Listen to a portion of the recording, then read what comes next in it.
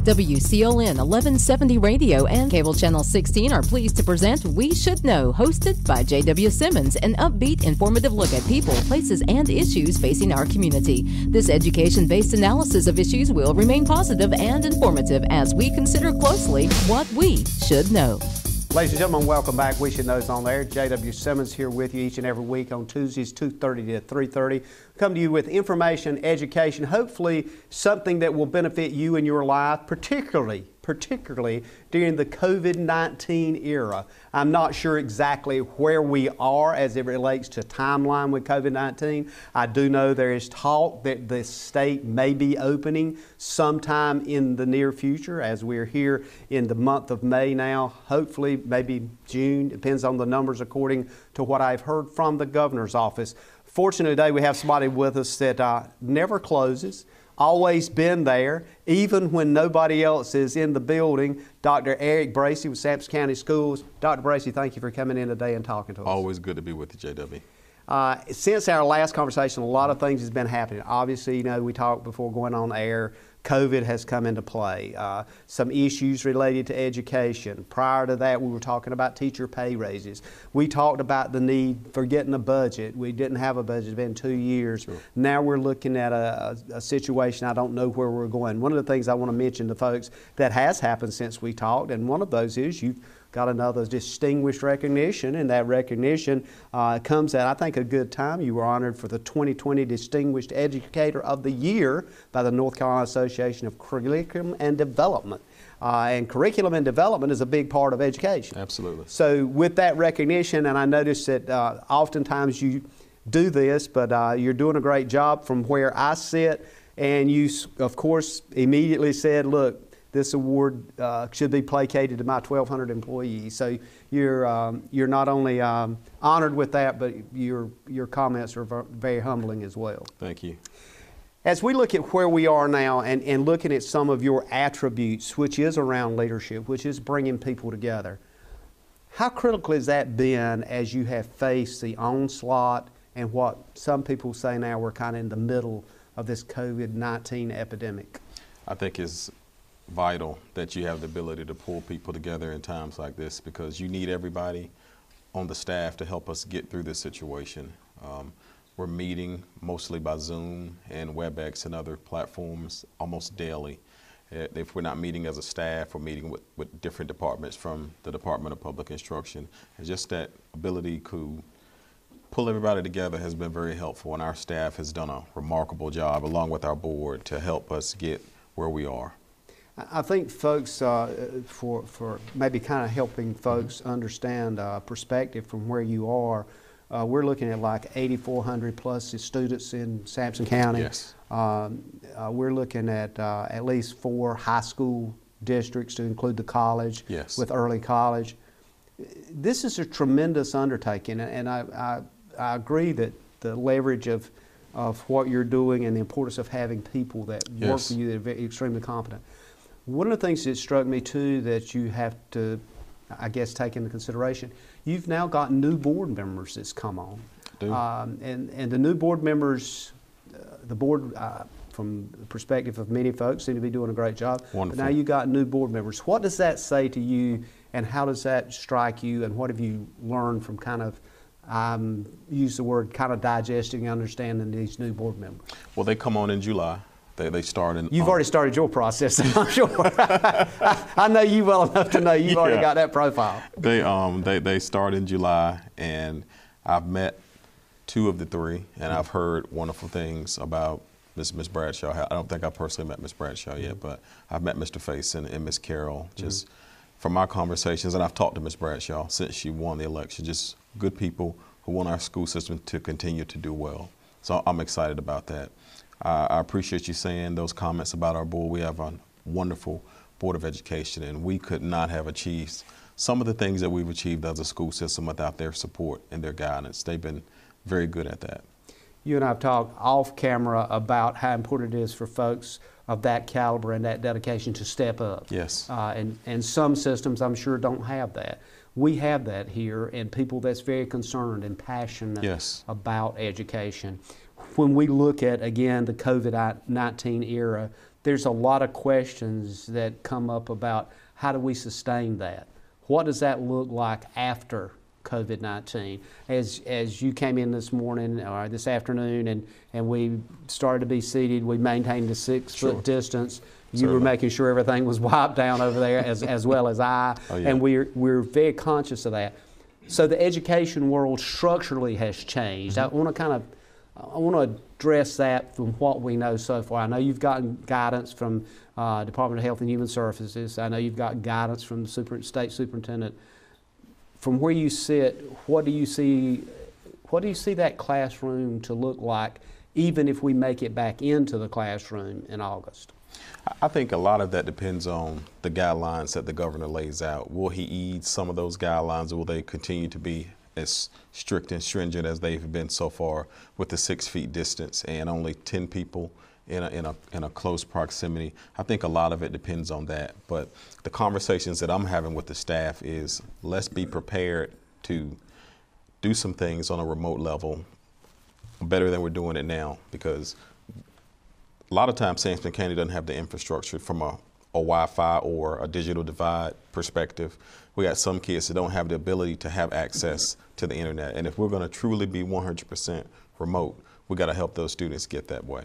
How do we do that? Order more devices. And I credit our Board of Education. In the last, since December, they have ordered roughly a little under $500,000 of devices for students.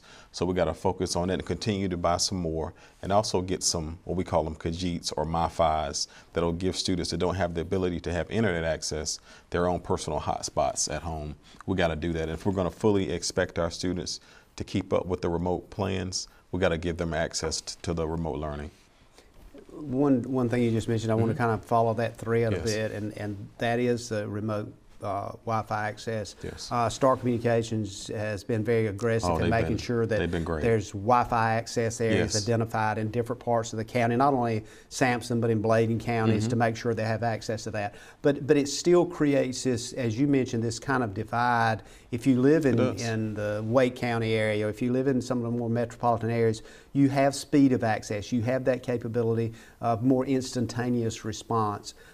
How do we bring that together? And you mentioned some of the things you're already doing, but going forward, it just seems to be the demand is going to be greater. Everything I seem to read on the state recommendations and on federal recommendations is that window is now open and that door is open, and going forward, there's not anything about it being closed again. There's what we're doing now. A lot of folks will say, well, why are you doing that? Why don't you just use technology? Well, we do that, but at the same time, for rural areas, it's not possible. And you mentioned folks that just simply don't have tablets. They simply do not have it. Well, the wealth has got to come from somewhere to provide that if we look at education in an equity platform. Well, I give credit to two sources. I'll give credit to the state, our General Assembly and our State Board of Education for allocating $50 million between the 115 LEAs that have allowed us to buy some of those devices. I also give much credit to the federal government for the CARES money, and that will give us the ability to buy some more devices for our students and families. But we're going to need a lot of support from the federal level in closing that digital divide and making sure that our kids have access to the internet that don't right now. And it really hit home for me when I was having a conversation with one of my directors, and she said, because I didn't realize how bad the digital divide was. I thought I did, but I didn't really know. And she said, I am the last house on my road that has the ability to have internet access. So it's paramount, again, if we're really serious about the equity and education piece. Absolutely. That's got to happen, and we have to identify those people. Is there a tracking mechanism in place so you can kind of check that block and say, we got that road covered, or we got this road covered? I really think that folks in your position and probably people that are in law enforcement, emergency services, know how big this county is and know how many paths there are. Absolutely. And like, you know, some of us choose to live where we live. Absolutely. And I wouldn't take anything for that. But at the same time, it puts somewhat of a burden to say we hadn't missed anyone. Absolutely. Because what we do at school is we get surveys to tell us if you have access to the internet or if you have internet access at home. But we have to figure out everybody where they are who has access, who doesn't have access, and make sure we can get that access to them, whether it be through a MiFi, Khajiit, or eventually they're going to run some more fiber cables to those areas that are remote and don't have access right now. So, are you at a point now that you feel like the educators that work with you and actually teach and are connected with the students, have they settled into a journey here before we see any significant pay raises? I mean, are they, I'm not going to say placated, or are they at the point that, you know, we might as well just not beat the table too hard, we got to wait for a while, or what feeling do you get from them? Because at the NCAE, you know, there seems to be still this push, and of course their mantra is students, but at the same time they're still looking for that, quote, pay raise that we've talked about for 3 years now. As far as teacher compensation, I still would push aggressively for our teachers to be compensated at a higher level. It's a tough job, and I think a lot of our parents are realizing now, because parents are homeschooling their kids, and I think there's a greater appreciation for our teachers more now than there's ever been before. My wife's a kindergarten teacher, and I hear her all day long sitting at the table having Zoom meetings with her students all day long, reading groups all day long, doing math with her students as well. It's a tough job. It's still a tough job. She says it's tougher remotely than it will be in person. And I think the content piece is probably, because there's a piece of creativity there to kind of gain and hold the students' attention and those kinds of things going forward. I would agree 100%. It's that creativity piece, holding their attention, yeah. And if that works and we work that effectively with the resources and funding we got, a lot of those resources I guess will have to be, to some degree on technology side, kind of diverted to the counties and districts that are those tier counties that may not be, should I say, financially affluent as some others? I would agree. We definitely need some funds diverted to these rural counties, tier 1 counties, so we can have that access and have more resources to purchase devices and get our kids the hotspots. Experiencing slow internet? If you have a fast internet package, the problem is most likely your wireless router. With more devices using Wi-Fi, your wireless router may not be able to deliver the speed and coverage you need. We now have the leading solution to enhance your internet experience. Using small devices in a mesh network, these Wi-Fi appliances cover just about any size home so that all your devices can operate to their fullest potential. Whole home Wi-Fi from Star Communications. Get the most out of your internet connection. Ladies and gentlemen, welcome back. We're on segment 2 here with We Should Know on Tuesdays. Each and every Tuesday we come to you. My name is J.W. Simmons. I'm glad to be with you today. I want to remind you of our email address, which is weshouldknowedu@gmail.com. That's weshouldknowedu@gmail.com. We ask you to send us your comments, suggestions, questions about shows we've had, if we need to bring somebody back, if there's a content piece or some things that we can look into that maybe is a benefit to our audience. We're more than happy to do that. And quite often I get questions in all different formats to include, and I'd appreciate that. Folks will stop me and say, why don't you look into so-and-so? And I appreciate those comments as well. We're talking with the superintendent of Sampson County Schools today. We're talking about education. Dr. Eric Bracy, you probably have as much experience, everything from the classroom. Your family was involved in education. You've had an unbelievable amount of experience in the leadership role of education, to include superintendent here, a number of recognized honors that you've had from the North Carolina Association of Educators in 2017, and I could just go down a long list. All those things are great and good to have. All those things are important tools, I think. The world we live in now seems to be shattering a lot of expectations. What's the biggest challenge that you're seeing right now where we are with education? And let's talk about some of those and how you see maybe our way to traverse those areas are, because I want to really make sure we're getting a sense of the real world, because you're in that 24/7. Sure. I'll start with the greatest challenge that we're facing, in my judgment right now, is our seniors, the class of 2020. And all the things that they're missing out on. They're missing out on a lot. They missed out especially students, athletes in spring sports, they missed out on senior nights. They missed out on their spring season in its entirety. We got a few games in before that. And now there's a great concern of what their graduation will look like. And if we have to have a graduation under the certain constraints that the governor has put in place now, and he did it for safety reasons, I don't blame him by any means, but that's just not what we're used to. Our students are used to their families being in attendance, them getting their name called, them walking across the stage, shaking their principal's hand. And I love looking at the students and finding their parents standing up in the audience. That just fills me up when I see them with a sense of pride. One of the additional challenges that we're facing, JW, I've said this to you before, we have the best group of teachers I've ever seen in North Carolina right here in this county. And I'm a proponent of digital learning, but there's nothing like face-to-face teaching and learning. There's nothing like it. And our kids are missing out on that because we have some teachers that are so brilliant, and as well as they're doing on the computer and Zooming and WebExing and Canvas and things like that, there's no replacement for face-to-face direct instruction teaching and learning. So we're missing out a lot with those two things. I think one of the things that I would reflect on, and I know we've had this conversation in previous interviews I've had with you, and I thought it was interesting here, is that when something comes up and it kind of look at the things you mentioned, the important piece to you is always you go straight to the students. Absolutely. You go straight to the students, which to me says that not only are you in the right job, but you're in the right place at the right time. So with that said, when we look at students, from your point of view, and I know you travel all over the county, yes, and you show up most anywhere, what do you want parents to know that maybe has an issue that they just can't seem to get past? You're always accessible, but folks also have to understand that you may have 25 other calls coming in at the same time, even though you got people around you. Sure. How do they get their, not necessarily grievance, but how do they get their point better understood? This show will last maybe 50-minute airtime, sure, and then we're gone.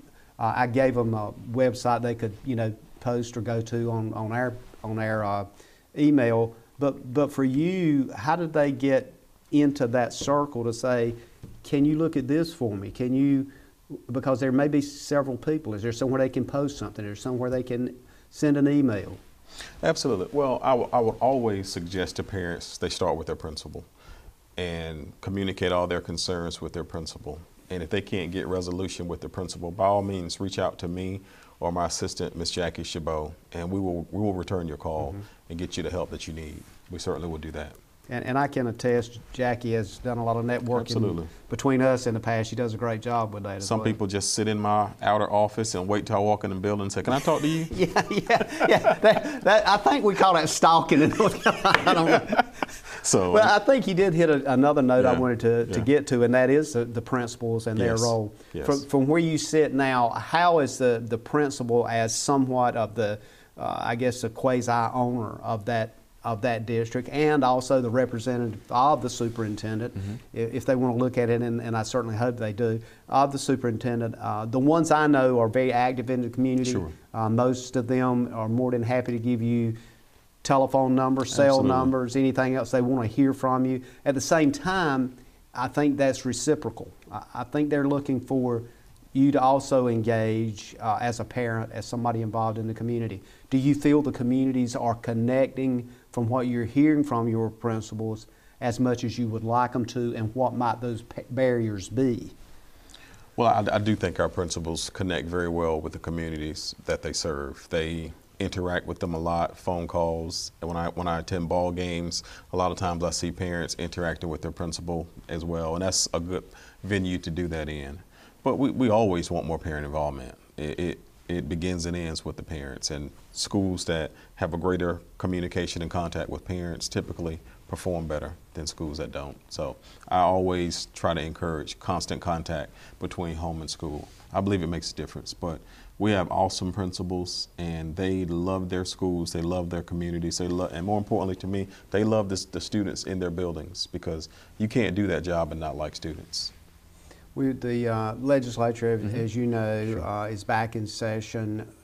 what are the kinds of things you're hoping to see from this budget, call it budget adjustment or what have you? What are you hoping to see from that, particularly as it relates to education? It may not be within the umbrella of education, but it may be something that could support the needs of education. Well, I'm hopeful that they do pass a budget.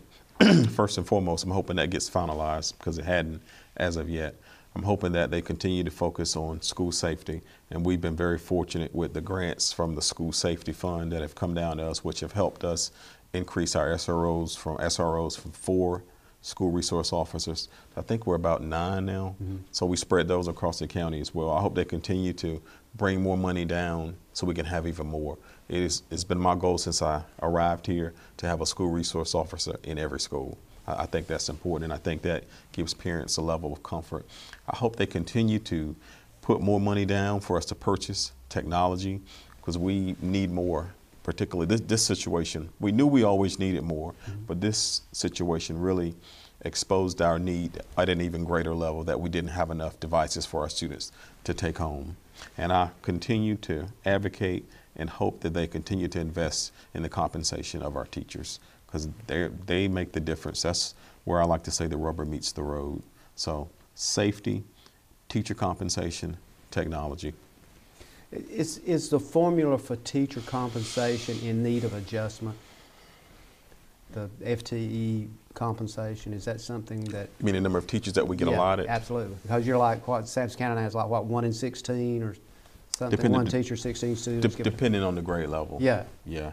I would like to get funded more teachers than we do right now. That would be great. That would allow us to reduce some class sizes at the high school level as well. Our elementary class size is in a good place because of the House Bill 13 and the rules and the regs that come along with that. But as you go up beyond 3rd grade, we don't have the same constraints that we do in grades K, 1, 2, and 3. The need for education and classrooms, and we've talked about previously in many of our conversations, we've talked about the need, facility needs, building needs, new high schools, all those kinds of things. Has the technology piece of what we're facing now as kind of a demand thing, does that add to or take away from the necessity of a physical structure as far as budget is concerned? Do we still need to look at budgets for new high schools? Absolutely, we do. So it's something that's always going to be there. We're always going to need that building. Absolutely, absolutely. And I mentioned that a little earlier. No matter how much we do on a computer, I look at technology, and people can disagree with me, and that's the debate I welcome. I look at technology as a supplement. There is nothing better than a quality teacher standing in front of students every day. So I would be surprised at the day that what you learn on a computer is at a greater level than a face-to-face teacher giving you direct instruction. And I think that was your point number 2 on challenge, is that need for that face-to-face kind of interaction. Yes. Can we continue in this market that we're in now? Can we continue to attract people to that world of education? And is it such that it's, once you're bitten by that passion, because I've always felt that it's a passion to be a teacher as it is to be an emergency services worker. Sure. You got to, if you're not doing it for the money, period, but you do have to have a sustainable income. You do. It's a passion, I agree with you, and it's also a calling to be an educator and all those other things, emergency worker, police officer. But in order to attract, we're going to have to continue to raise the compensation for potential teachers. I was born into it. I knew this is what I wanted to do. But there are some people who were not born into it, and if they learned that teachers were being paid at a higher level, I believe we could attract them to this profession. And once you get in it, you'll fall in love with it. I think what I want to do is we're going to take another break as Certainly. we come to our next segment here. But as we talk about this, I want to kind of encourage folks to tune in. There's some key issues I think we need to cover, and some of those exist around where we are now that questions parents may have. I know you've heard these, and your board has had some vigorous kinds of conversations about the grading process and how that looks and what that means. Yes. So as we go to break, we'll keep that in mind. We'll come back and start in a discussion on that. Sounds good. Ladies and gentlemen, I want to thank you for being with us. We're talking with Dr. Eric Bracy. We encourage you to call a friend. Tell them, hey, you want to know more about education? Now's the time. Flip over to Channel 16, WCLN Radio, Tuesday at 2:30. We'll be back in a moment. You come out to replace a bad sensor, and that adds a 5-year commitment to my contract, and you don't tell me? Here's your sign. Switch to the sign that's keeping homes secure and customers happy all over the area. Security from Star Communications. We pride ourselves on fair pricing and quick, friendly service every time.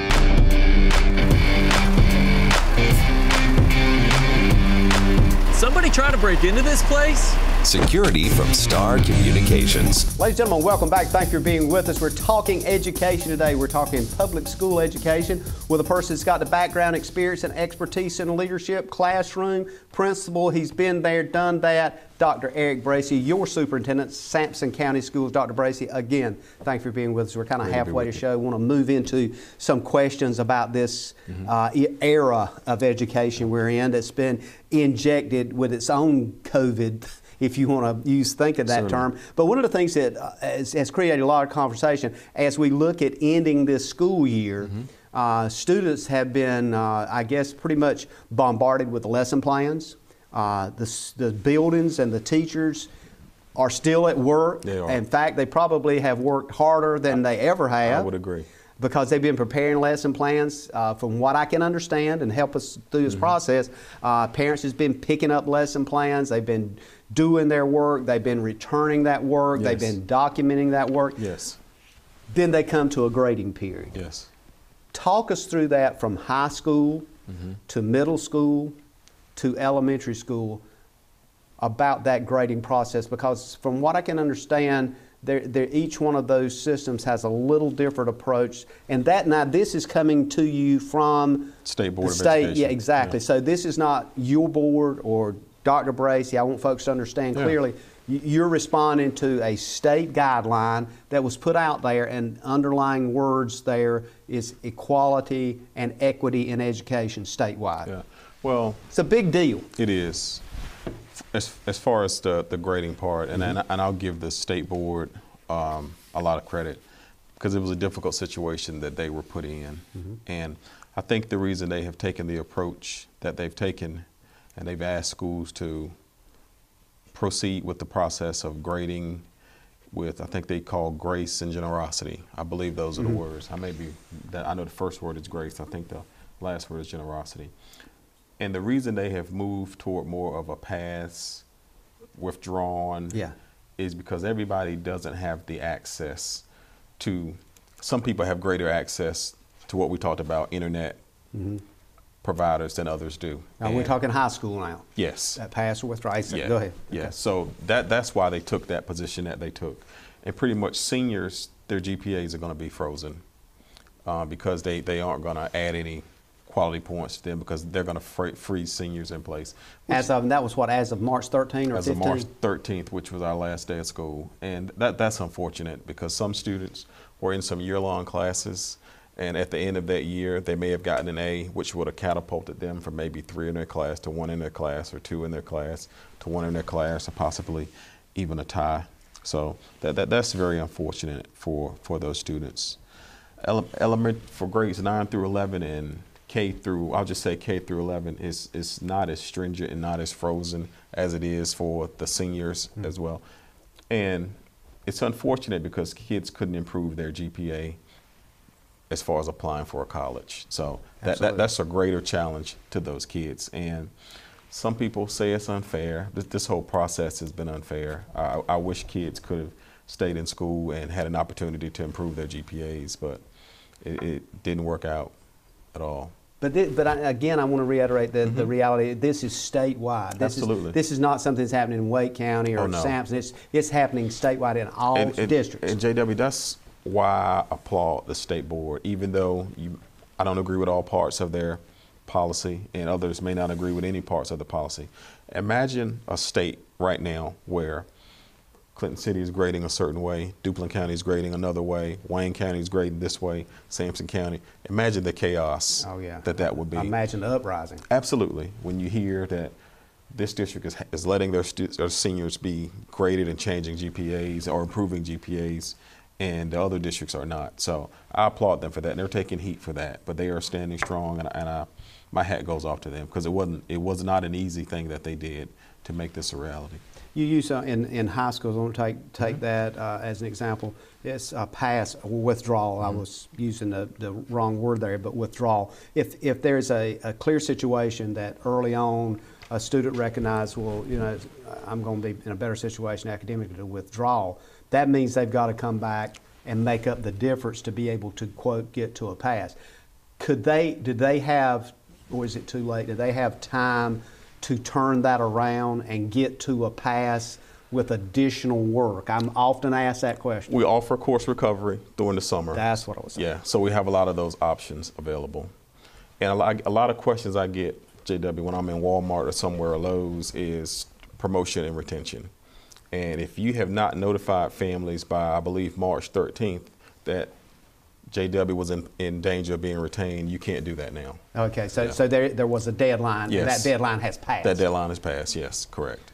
But on the other side, if they wanted to go back, even though that deadline has passed, if they wanted to go back and engage somehow with the community college and Absolutely. pick up some extra courses, there's still a possibility of doing that would be outside of the window yes. of the March 13th deadline. Yeah, the March 13th deadline was for student and retention. Exactly. Promotion and retention, yes. Exactly. Correct. So I'm always looking for that. And I think there's a lot of folks out there, if not, call me naive, but I think there's a lot of folks out there that for whatever reason find themselves in a low spin, what I call a low spin situation, and it didn't work out. And you know, maybe maybe they were doing well, and then all of a sudden they took a dive. Or maybe they had an epiphany at some point, as sure. many of us did in our life, and Absolutely. said, we want to do something different. I just wanted them to know, as we were talking, I think you agree, that community college is up. There's a panacea of possibilities. Agreed. There's this It unbelievable capacity of people with their arms open. Come here. Absolutely. We can do that. A lot of options available at the community college. We'll have some options available this summer through our course recovery program as well.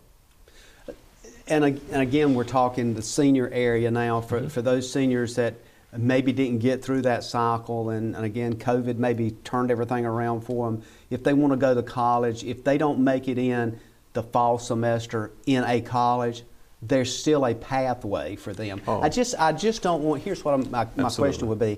How do we ensure students don't get lost in the world I can't do? Yeah. Well, what I would say about that, JW, is communicate with your high school counselor, communicate with your principal, and they have all those options available. And our counselors have great relationships with, particularly in the state of North Carolina, the UNC system, with those admissions departments. They have a wonderful relationship with them. And clearly they have a great relationship with the community college admissions folks as well.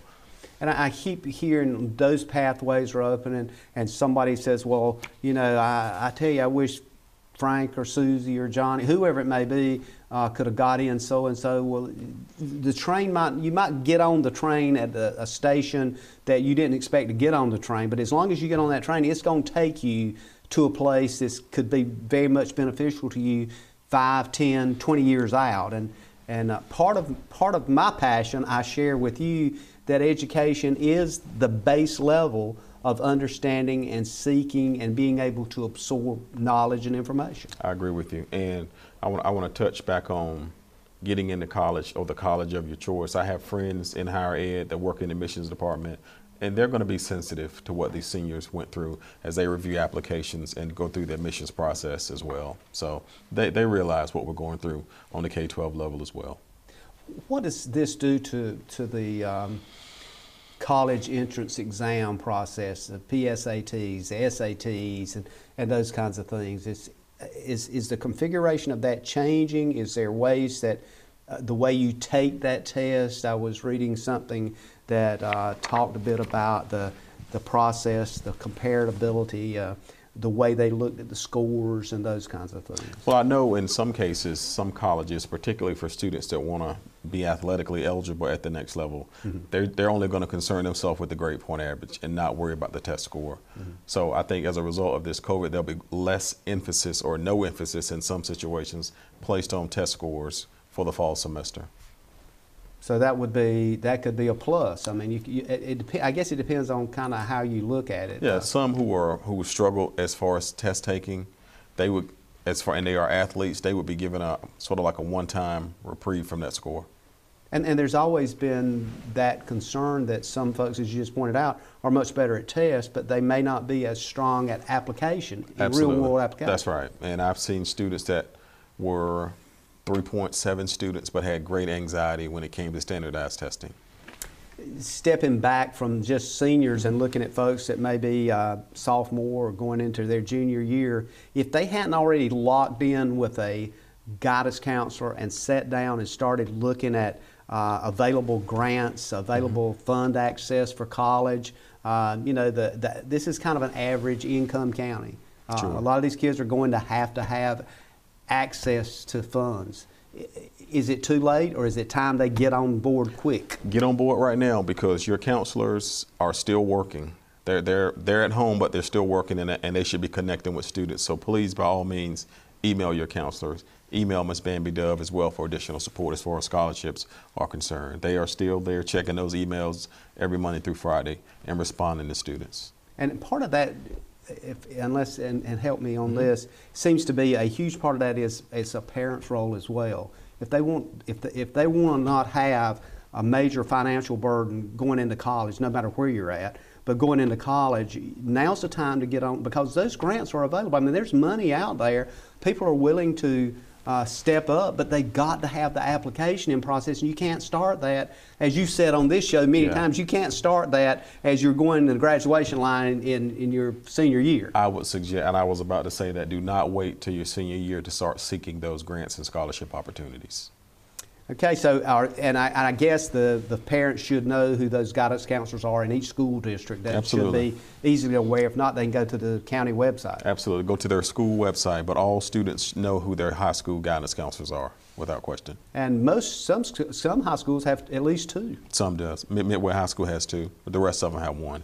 And in fact, I've done some interviews with a couple of them, and these folks are just excited about helping students. Oh yeah, so. we have wonderful guidance counselors who are there to help students all day. We're going to take another break. Sure. Ladies and gentlemen, we're going to take a break. This is our last break, last segment coming up. We're talking with Dr. Eric Bracy about education. Could be, by many people's terms, the most important thing that can happen to you and your child, even if you're far beyond that, worried about looking at college education and that kind of thing. Your children are the future, and we're trying to make you understand the pathways, possibilities, and accessibilities you have. We'll be back in a moment. Call a friend. To get the most out of your electronic devices, you need a strong internet connection and a protected home Wi-Fi network. You need high-speed internet from Star. Star has the fastest, most affordable high-speed internet service available for all your devices. We have no long-term contracts or high-pressure sales. Our service speaks for itself, and switching is hassle-free. We take care of everything with free installation from a local company. High-speed internet from Star. Internet at the speed of life. Ladies and gentlemen, welcome back. We Should Know is on there. We're coming up on our last segment. I want to thank you for being with us today. Also remind you that you can reach us via just regular old mail if you want to Post Office Box 1482, Clinton, North Carolina. Just address it to We Should Know, Post Office Box 1482, Clinton, North Carolina.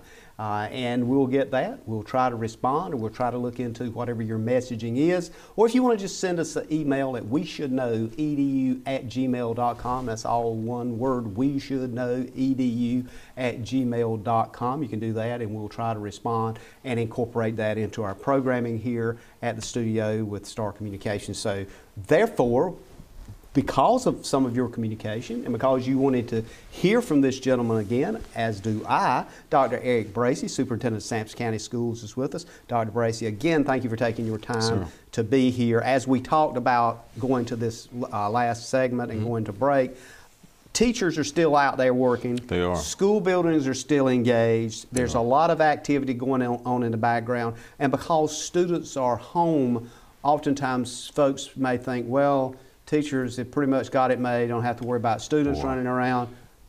Tell us the background, kind of give us a picture behind that mystical curtain there. What's going on in that world? Well, our teachers are home and they're meeting with students daily. Absolutely, my wife works with several students per day, each and every day. And teachers are also at schools running packets. We have packet pickups every 2 to 3 weeks, And if parents don't come to school, we take a bus, and the teachers get on the bus and go into the neighborhoods, and they deliver those packets to the families as well. So they're working hard. And if they're not at the bus stop, the schools mail the packets to the families. And then we receive the packets as well. You can come up, there's a bin for you to put your packet that you need to turn in, and students and teachers are providing feedback on those packets that they're turning in as well. So no, they're not at home on vacation. They are at home still working and engaged with students. It sounds like their workload may have actually increased. I don't think there's any doubt about it, because you're on class dojo or Remind, communicating with parents, scheduling times that we can Zoom. What time can Johnny Zoom on Tuesday or Thursday? How much time do they have? So they're working as hard, or I would venture to say harder, than they were before the pandemic took place. When you look at the analytics of what's going on now, have you been able to determine if majority of the students are responding, or is over 80% getting their work back to teachers? Are we missing many students? Are we not missing that many? Is there any? I'm not sure the percentage, but we are missing some of our students. And if they were in those buildings, they would be engaged. That's the equity part of it all. Yeah. That gets back to that face-to-face thing. It does, because mama is going to go to work, and she's going to put him on that bus every morning. He's going to go to school, he's going to learn, and he's going to come back. But mama's still going to work, and she has to trust little Johnny to make sure he's going to get on the computer. And when I was little Johnny's age, my mother couldn't do that to me. No. Absolutely. So I was playing stick or something in the yard. I mean, it's absolutely. Like, where do you go now? That's right. So I think the thing is, what you just mentioned probably is one of your biggest worries and concerns. It is. Are we missing someone, and how do we reach them? But there's a point in time that I guess you have to reflect and say, we did all we can do. Is there anything missing that folks need to hear from you, whether it's parents or anybody else out there, that they need to do? I mean, because if the parents are not committed to make sure those packets are picked up, or their child gets that, if they have a problem, reach out to somebody at the school and let them know, then sometimes the child will get lost. I would say to parents, if your child is not in communication with their teacher, please let your principal know. Send your principal an email and say, we haven't heard from our teacher. Or pick the phone up and call. Or pick the phone up and call, absolutely. But I would contact the principal of the school and make them aware of that, and we can resolve that issue pretty quickly. I think I would be amiss if I didn't ask this question too. I know we've got a rather large population of bilingual folks out there.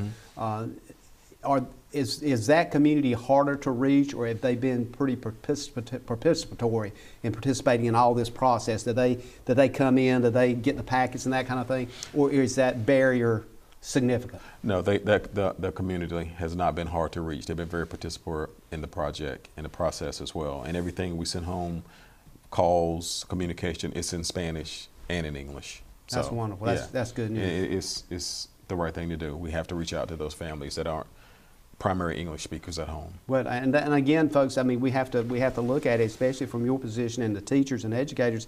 You know, that's another challenge that is relevant, and to just say, to push it aside and not to say we need to do what we can to help that. Absolutely. I think we'd be amiss in doing that. Absolutely, I agree with you 100%. So I want to kind of switch to something, try to get this in too, but before we have to go to break, one of the things that came up very early on when we looked at COVID-19 was the whole issue of meals and nutrition. And as you know, a lot of kids, when they go to school, parents are working that school time, and literally with the teacher, and their ability for nutrition is the big part of their day, to include breakfast and to include lunch. Tell us how that's working, how it's worked out. Is there things that you've seen we need to change? What maybe are we missing? Because at one time there was like school pickup, where they could pick up lunches. I don't know whether that's still going on or not. Just kind of talk to us about that area. Still going on, and today is School Lunch Hero Day. And I'm so proud of April Jordan and her staff for the great work that they've done. I believe the count is over 230,000 meals that we have served since the COVID-19 pandemic started. And we have 14 sites where it's drive and grab and go, drive-through pickups for meals. And we take them out to, we take them to the church in Dunn, Central Baptist, and also in Mount Pleasant. That's one of our stops as well, and the town of Garland. We take meals there. The other sites are school-based sites. So it's great. We're feeding roughly 3,500 students a day, 3,500 meals a day. So it's tremendous. I think that's part of the background that we don't see is the lunchroom workers and the nutrition people are on site. They're making things happen. They're rolling this out. They are amazing. And this has been going on for weeks Absolutely. now. Absolutely. Since March, since we got out, we've been doing that. And it's a great undertaking, and our staff is awesome, and they've done a great job. And you realize when you're in it every day how great your people are. But when a crisis takes place, you just see people step up and do what needs to be done. And that's what Ms. Jordan, her staff, and those ladies in those cafeterias have done. They've been nothing short of amazing.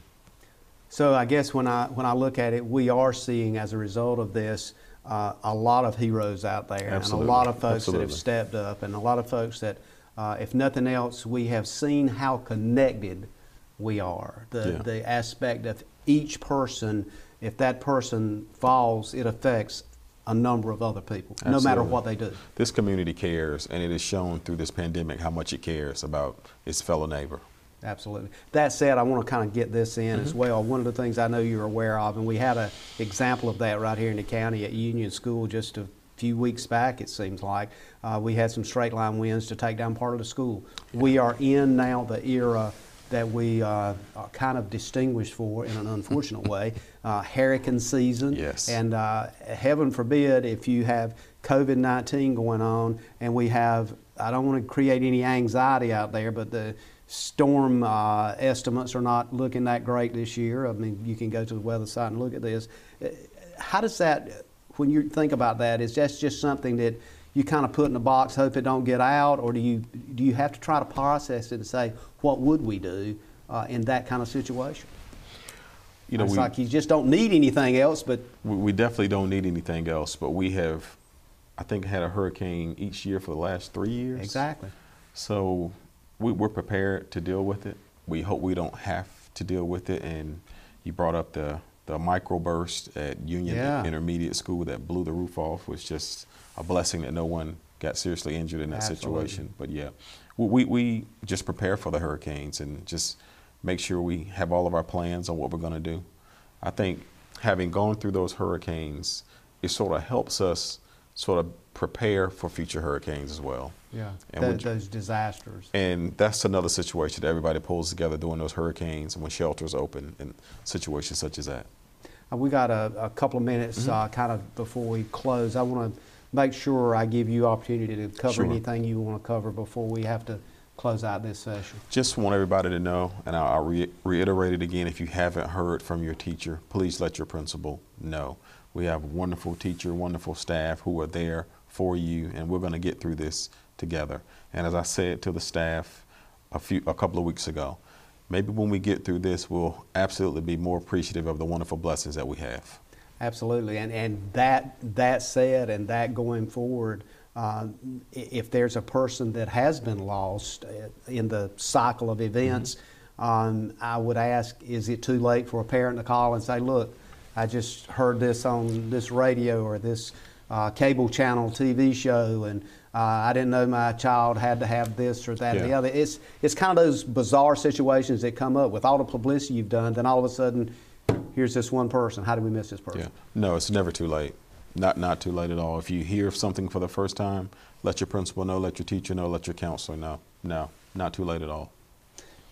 Give us the number for your office that folks can call, 592-1401. 1401. Yes. I've called that enough, I should remember that. And so they'll get a menu, and if they'll hold long enough, it'll ask superintendent's office if they want to reach you. They can just press that button. Hit that button. But go to the principal first. Absolutely. And because a lot of times that principal can solve situations before they come to me. And more quickly. Absolutely. And be more knowledgeable about it because it's right there in his area. As much as everybody loves to talk to Ms. Chabot, you can resolve a lot of these issues at the principal's level. Absolutely. Well, we want to again thank you for being here. And as things churn through these kind of unknown waters, if we need to come back and you need to come back to this table, you've always got a seat. Absolutely. I appreciate you. Absolutely. Thank you. Ladies and gentlemen, I want to thank you for being with us today. We've been talking about education. As we go forward, with this COVID-19 event, and as we look at events that may or may not be happening, if you've got something out there that we need to address or we need to speak to